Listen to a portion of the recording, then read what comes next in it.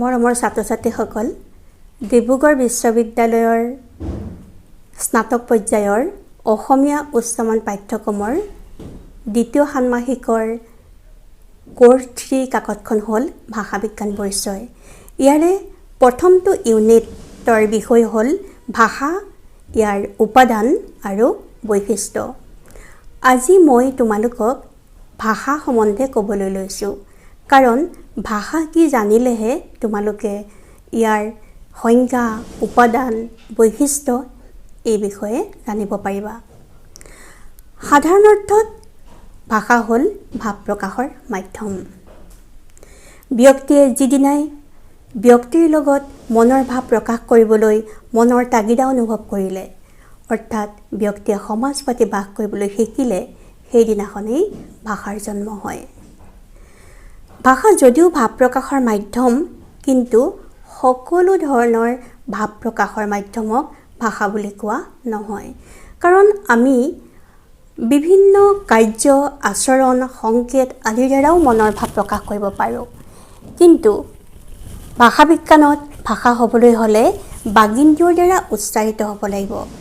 বাগিন্দ্ৰিয়ৰ দ্বাৰা উচ্চাৰিত ধ্বনি সমষ্টিয়ে যেতিয়া অৰ্থ প্ৰকাশ কৰি বক্তা আৰু শ্ৰোতাৰ মাজত সম্বন্ধ স্থাপন কৰে, তাকহে ভাষা বিজ্ঞানত ভাষা বুলি কোৱা হয়। এই ভাষা সম্বন্ধে বিভিন্ন পণ্ডিতে বিভিন্ন সময়ত বিভিন্ন মতামত আগবঢ়াইছে। আজি মই এই বিষয়ে তোমালোকক আলোচনা কৰিবলৈ লৈছোঁ। ভাষা সম্বন্ধে প্ৰাচ্য আৰু পাশ্চাত্যৰ পণ্ডিতসকলে বিভিন্ন মতামত আগবঢ়াইছে। খ্ৰীষ্টপূৰ্বৰ 5ম শতাব্দীৰ পাণিনিৰ অষ্টাধ্যায়ী ব্যাকৰণত ৱৎ ধাতুৰ প্ৰসংগত কোৱা হৈছে ব্যক্ত ৱাচং সমুচ্চাৰণ। এই সূত্ৰৰ পৰা মানুহে উচ্চাৰণ কৰা ব্যক্ত বাণীকে ভাষা আখ্যা দিয়াৰ কথা অনুমান কৰা হয়।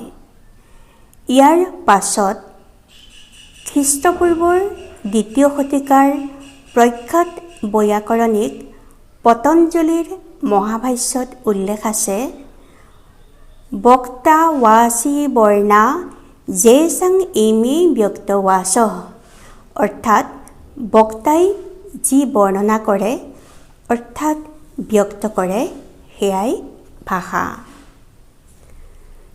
পাশ্চাত্য জগতত প্ৰথম ভাষা চৰ্চাৰ সূচনা কৰা গ্ৰীক দাৰ্শনিক প্লেটোৱে ভাষাক ভাৱৰ প্ৰকাশ বুলি কৈ ধ্বনি উচ্চাৰণৰ জৰিয়তে প্ৰকাশ হোৱা ভাৱকহে ভাষা বুলি কৈছে। পাশ্চাত্যৰ ভাষাবিজ্ঞানীসকলৰ ভিতৰত 2জন ভাষাবিজ্ঞানীৰ নাম বিশেষভাৱে উল্লেখযোগ্য। সেই 2জন হ'ল আমেৰিকান লিংগুইষ্ট এডৱাৰ্ড ছাপিৰ আৰু এডগাৰ হাৱাৰ্ড ষ্টুটিভেণ্ট। এডৱাৰ্ড ছাপিৰৰ মতে a language is a purely human and non instinctive method of communicating ideas, emotion and desires by means of a system of voluntarily produced symbols. অৰ্থাৎ ভাষা হৈছে স্বেচ্ছাকৃতভাৱে উৎপন্ন কৰা ধ্বনি প্ৰতীকৰ প্ৰণালীৰে ভাৱ, অনুভূতি, আশা, আকাংক্ষা প্ৰকাশ কৰিব পৰা সম্পূৰ্ণ এক মানৱীয় অসাহজিক পদ্ধতি। ভাষাৰ আলোচনাত এডগাৰ ষ্টুটিভেণ্টৰ সংজ্ঞাটো অতিকে জনপ্ৰিয় আৰু প্ৰসিদ্ধ। তেওঁৰ মতে a language is system of arbitrary vocal symbols by which members of social group cooperate and interact.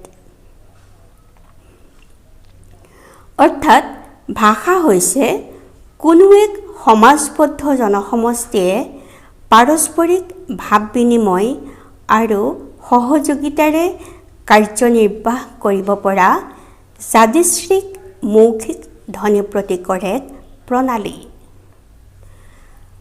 অসমৰ বিশিষ্ট ভাষাবিদসকলেও একেমততে ভাষাৰ আলোচনা আগবঢ়াইছে। বিশিষ্ট ভাষাবিদ ডক্টৰ উপেন্দ্ৰনাথ গোস্বামীয়ে কৈছে, মানুহৰ বাগিন্দ্ৰিয়ৰ দ্বাৰা উচ্চাৰিত ধ্বনি প্ৰতীকৰ সহায়েৰে ভাৱৰ পূৰ্ণ অভিব্যক্তিৰ নাম ভাষা। বিশিষ্ট ধ্বনিবিদ ডক্টৰ গোলোকচন্দ্ৰ গোস্বামীদেৱৰ মতে, মনৰ ভাৱ আদান প্ৰদানৰ উদ্দেশ্যে বাগিন্দ্ৰিয়ৰে উচ্চাৰণ কৰা সুসংগঠিত সুপৰিকল্পিত ধ্বন্যাত্মক সংকেত বিশেষ হ'ল ভাষা। মানুহৰ মন, ভাৱ আৰু চিন্তাৰ শ্ৰিয়মান প্ৰতীকেই ভাষা। এনেধৰণৰ সংজ্ঞাবোৰৰ পৰা ভাষাৰ বৈশিষ্ট্যসমূহ এনেদৰে গ্ৰহণ কৰিব পাৰি। ভাষা মানুহৰ বাগিন্দ্ৰিয়ৰ দ্বাৰা উচ্চাৰিত শৃংখলিত আৰু অৰ্থবহ ধ্বনিৰ সমষ্টি। বাগিন্দ্ৰিয়ৰ দ্বাৰা উচ্চাৰিত যিবোৰ ধ্বনি বা ধ্বনি সমষ্টি বক্তাৰ ভাৱৰ প্ৰতীক, সেইবোৰকহে ভাষা বোলা হয়। ভাৱৰ প্ৰতীক নোহোৱা ধ্বনি বা ধ্বনি সমষ্টি বাগিন্দ্ৰিয়ৰ দ্বাৰা উচ্চাৰিত হ'লেও ভাষা নহয়। ভাষাৰ ধ্বনি প্ৰতীকবোৰ যাদৃচ্ছিক আৰ্বিট্ৰেৰী, অৰ্থাৎ কোনটো ধ্বনি বা ধ্বনি সমষ্টি কি ভাৱৰ প্ৰতীক হ'ব, অৰ্থাৎ ধ্বনি আৰু অৰ্থৰ মাজত কোনো সহজাত সম্বন্ধ নাই। এই সম্বন্ধ মানুহে দি লোৱা সম্বন্ধহে। সেইবাবে ভাষাভেদে ধ্বনি প্ৰতীকবোৰৰ অৰ্থ সুকীয়া সুকীয়া হয়। ভাষাৰ ধ্বনি প্ৰতীকবোৰ প্ৰণালীবদ্ধ, ছিষ্টেমেটিক। প্ৰণালীবদ্ধ নহ'লে অৰ্থ সুস্পষ্ট নহ'ব। ইয়াৰ উপৰিও ভাষাৰ অনেক বৈশিষ্ট্য আছে। পৰৱৰ্তী ক্লাছত মই এই বিষয়ে বহলাই আলোচনা কৰিম। বিশেষকৈ ধ্বনি প্ৰতীকৰ যাদৃচ্ছিকতা এই বিষয়ে তোমালোকক বহলাই কোৱাৰ প্ৰয়োজন আছে।